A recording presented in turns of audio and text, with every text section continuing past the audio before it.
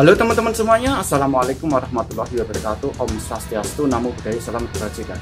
Oke teman-teman, sebangsa dan setanah air yang saya cintai dan saya banggakan dimanapun Anda berada. Mudah-mudahan teman-teman diberikan kesehatan dan dimudahkan rezekinya, amin Allahumma amin.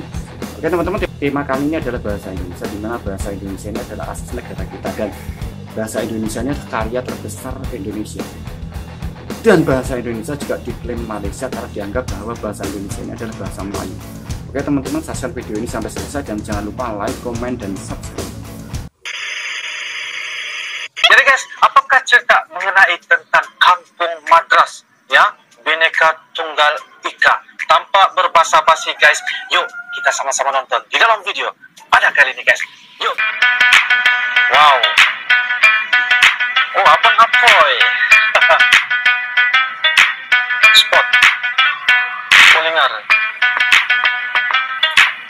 Religious history.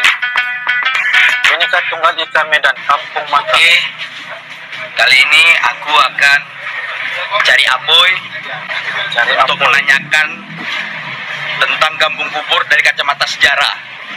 Dan 2 hari ini dia udah nggak nampak, nggak tahu entah kemana, entah nyangkut di kolong titi mana, entah mungkin hanyut di sungai, nggak tahu. Nah, ini aku mau cari Apoy dulu, oke? Ikuti kelanjutannya. Lanjut. Kayak apa itu? Boy, bangun lu, bangun. Abang Apoy. Ada apa ini? Kok tidur situ kau? Ronda aku tadi malam, makanya aku nggak bisa Ronda tadi malam. Situ lalu. Ini, kamu ngapain? Ini aku mau nanya sama kau tentang sejarah Kampung Madras. Kau sejarah? Ya, Kampung Madras? Kampung Madras. S3 nih, kota S3. Tiganya apa? Iya. S3 aku. SD, SMP, SMA. Sebatin itu di kampung-kampung. Batin lo ya. Iyalah. Jadi kalau sejarah Kampung Madras sih tahu kali aku semuanya. Karena aku dulu lama di sini. Kau apa aja bangunan-bangunan yang ada di bersejarah di sini? Iyalah, itu yang Ayo, tahu. ikut aku. Siap. Ayo. Kita tengok sejarah-sejarah di Kampung Madras. Kampung Madras yang terletak di kota Medan, guys. Wow, orang keturunan India, guys. Bisa berbahasa Indonesia. Sebab apa? Sebab lahir di Indonesia, di kota Medan. Wow. Suasana di kota Medan. Oh, begini, guys. Oke.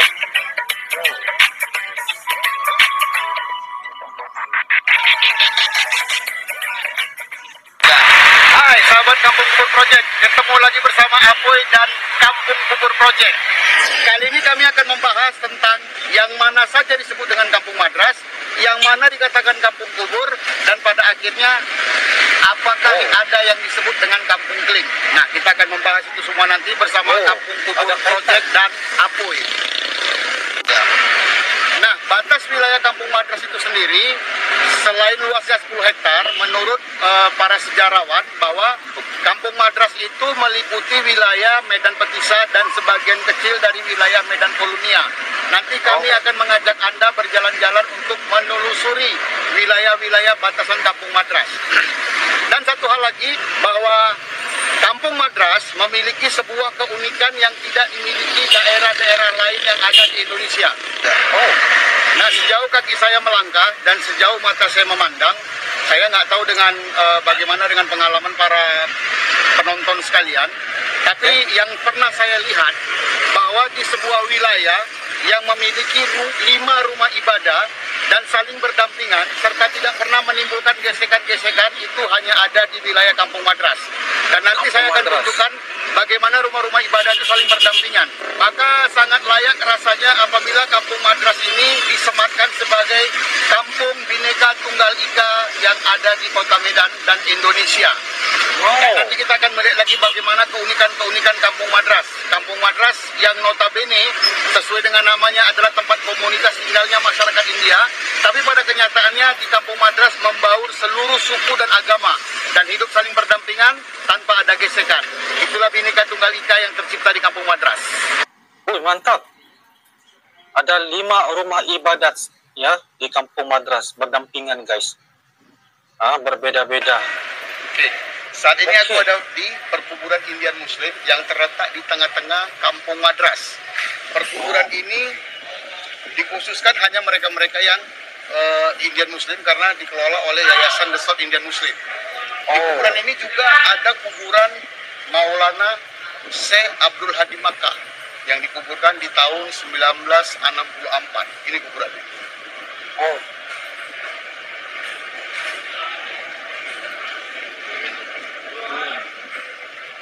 Nah, sekarang aku akan ajak kalian jalan-jalan di seputaran Kampung Madras. Apa-apa saja bangunan bersejarah yang ada di Kampung Madras, saya akan bawa kalian semua. Yuk, jalan. Siap. Oke. Kali ini saya ada di sebuah jembatan. Kalau orang Medan menyebutnya Titi. Titi. Nah, orang Kampung Madras sendiri menyebutnya dengan nama Titi Sungai Buyut. Padahal ini Sungai Babura, bukan Sungai Sibuyut, ya. Terus ada juga yang bilang ini Titi Batik Keris, karena di situ ada toko batik keris dulunya. Jadi sebenarnya nama jembatan ini adalah jembatan kebajikan. Oke teman-teman, semuanya sudah kita saksikan bersama-sama bagaimana reaksi warga negara Malaysia atau YouTuber Malaysia mengenai orang India yang fasih berbahasa Indonesia. Ini mungkin menurut orang Indonesia sangat hal biasa jika orang keturunan India itu fasih berbahasa Indonesia.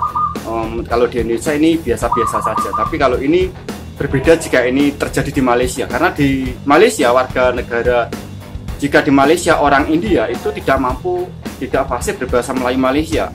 Jadi kalau orang Malaysia melihat orang India di Indonesia fasih berbahasa Indonesia, mereka sangat heran karena di negaranya tidak seperti itu ya teman-teman. Jadi perlu kita ketahui bahwa warga negara Malaysia yang berbangsa India ini di negara Malaysia tidak fasih berbahasa Melayu, mereka hanya mampu berbahasa India ya teman-teman.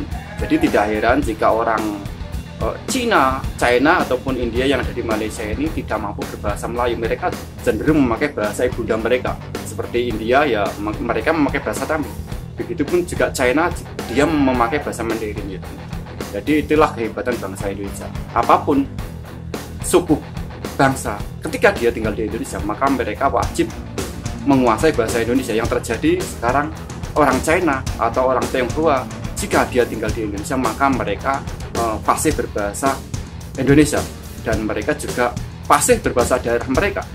Kita lihat bersama-sama bagaimana warga Tionghoa yang ada di Indonesia ini fasih sekali berbahasa Indonesia, bahkan tidak mau berbahasa Mandarin, sangat sedikit teman-teman.